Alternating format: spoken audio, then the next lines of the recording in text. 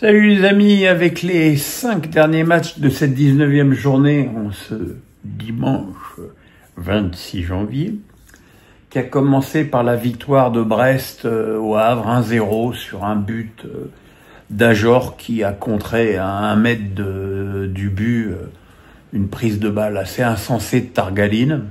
Que dire du match du Havre? J'ai trouvé ça moins mauvais que il y a quelques semaines. J'avais déjà vu un petit peu de mieux avec le match nul arraché à Reims.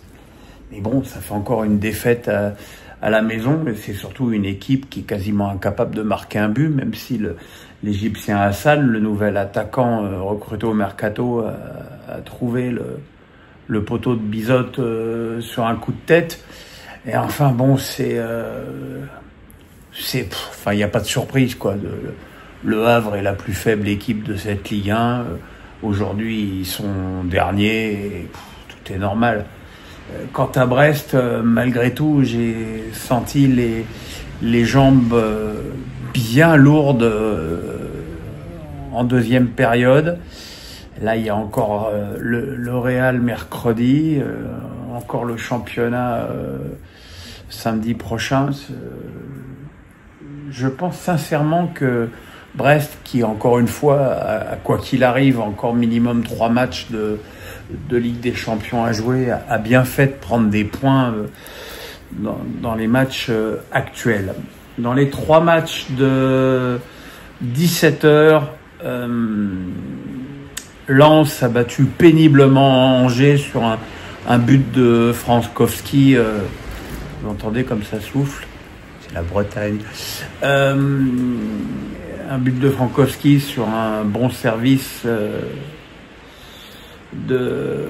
Comment il s'appelle? Medina. Fatigué Pierrot. Mais bon, le match, même si la maîtrise a été globalement lensoise, le match était quand même pas extraordinaire. Et les Angevins ont été globalement peu dangereux dans ce match.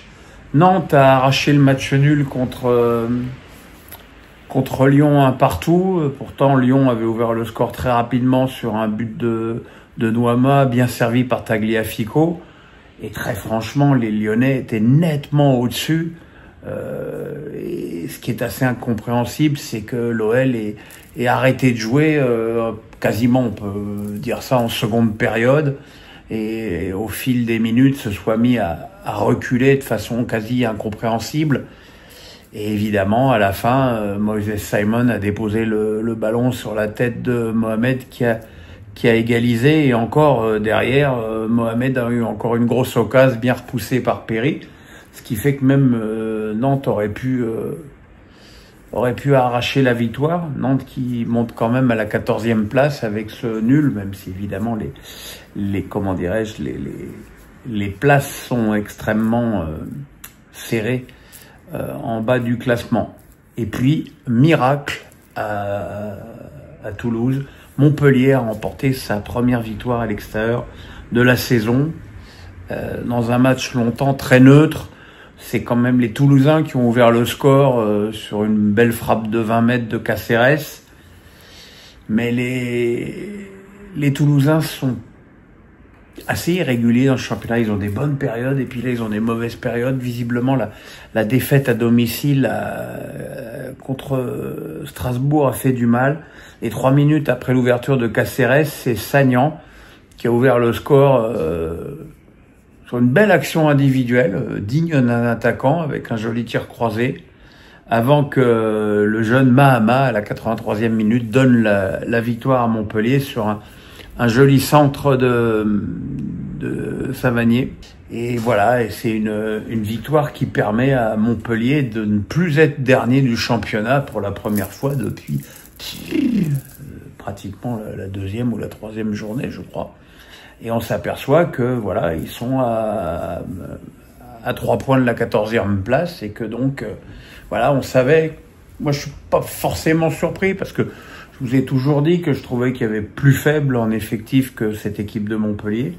Et là, voilà, ils commencent, je trouve, ils ont pris 6 points en 2 matchs et tout de suite, comme les autres n'avancent pas, ça va mieux. Et puis ce soir, Nice a battu Marseille 2-0 avec un but de Guessant, un but de Chaud bien servi par Guessant. Alors évidemment, le premier but de Guessant, il est consécutif à une double bourde de Brassier qui a permis à Guessant de piquer son ballon par-dessus Roulis. Et sur le deuxième but niçois, encore une fois, la défense marseillaise a été prise dans la profondeur, comme elle l'avait été la semaine dernière avec le but du Strasbourgeois Emega.